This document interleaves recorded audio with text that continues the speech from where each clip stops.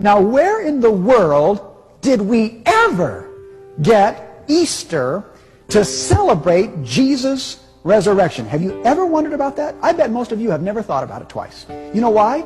Because everybody's always done it. Your mommy and daddy did it. Their parents did it. Grandma and grandpa did it. Great-grandparents did it. You do it because everybody else has done it all your life. You just kind of go along because everybody else has done it, right? All right. But where did it come from? Did the thought ever cross your mind? First of all, let me make a statement here that's going to blow your mind. Do you know that Easter Sunday cannot possibly be the day of the resurrection? You know why? Easter never falls on the same date year to year, right? It can't be the day of Jesus' resurrection. I'll tell you why. Look at the screen here. For example, let's go back 5 or 6 years. In 1996, Easter came on April the 7th. That's when you all celebrated it. The next year, 1997, it came on March the 30th. The next year, 1998, it came on April the 12th. Last year, it came on April the 3rd. This year, it's going to come on April the 23rd. So how can you have a difference from April the 23rd clear back to March 30th? That's a difference of 23 days. How does that happen? I'll tell you how it happens. Easter is not regulated by a date. Easter is regulated by the solar system. You know why? Easter always comes the first Sunday after the first full moon, after the equinox, when days and nights are equal length. You never knew that, did you? Isn't that amazing? And so all the people that are celebrating the resurrection of Jesus on Easter Sunday morning, it's just not true. It didn't happen then. Okay? But anyway, the question is, how did we ever get Easter on the first Sunday after the first full moon after the equinox? Did you ever wonder about that? I'll tell you where it comes from. Would you like to guess? It comes from Babylon. You're right. Everything goes back to Babylon. I don't care what it is. In Babylon, they had a goddess of fertility. Her name was, interestingly, Ishtar. I-S-H-T-A-R. That's where we get our word Easter from, was this pagan goddess of fertility. If you doubt this, by the way, go home tonight in your encyclopedia and look up Easter in your encyclopedia. It'll tell you the whole story that I'm going to tell you right now. It's in every history book.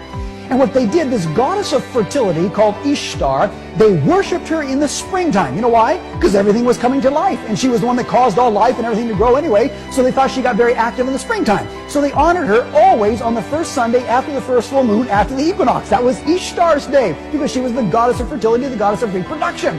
And you know what happens, folks? They took that then, and they celebrated this day of her in her honor, and so did Medo-Persia, and so did Greece. In fact, Greece had her under another name called Venus. You ever heard of Venus before? That's Ishtar in Babylon, the same thing. And then you go to Rome, and Rome had this, and folks, the same thing. You come to Constantine. Constantine, about 300 years after Jesus, says, hey, we got all these pagans out here, and they're worshiping Ishtar on the first Sunday after the first full moon after the equinox. You know what?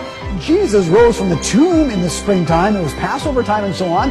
Why don't we take this Ishtar's day, and instead of giving honor to Ishtar, the giver of life and so on, Jesus is the resurrection. Jesus is the life. Why don't we start to keep this day in honor of Jesus Christ? And we could win all these pagans to Christianity. And the Christian said, that's a great idea. And so, folks, he changed Ishtar's day to Easter Day in honor of Jesus' resurrection. And then as Papal Rome again rules the entire world for the next 1260 years, it passes that teaching on to everybody in the world, and the whole world does it, and nobody even thinks twice about it. But you all tell me, what in the world do chocolate chickies and bunny rabbits got to do with the resurrection of Jesus?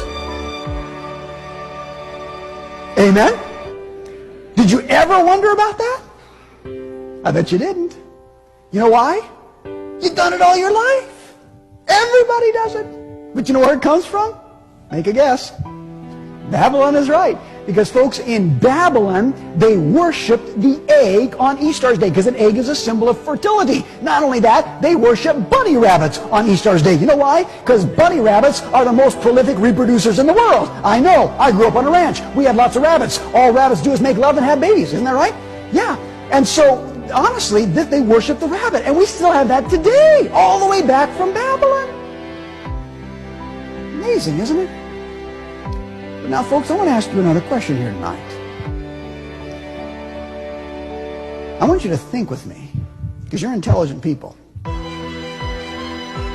If things like Christmas and Easter, coming straight from pagan Babylon, have made their way into our world tonight and been Christianized, and everybody just does it because everybody else does it, My question to you is this.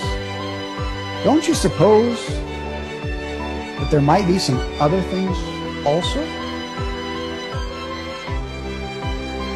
Don't you suppose there might have been some other false teachings or errors or pagan practices or deceptions that have snuck their way in that we are following and teaching and practicing that's totally contrary to the truth of the Bible? Don't you think there might be some of those? You better believe it, my friends. You better believe it.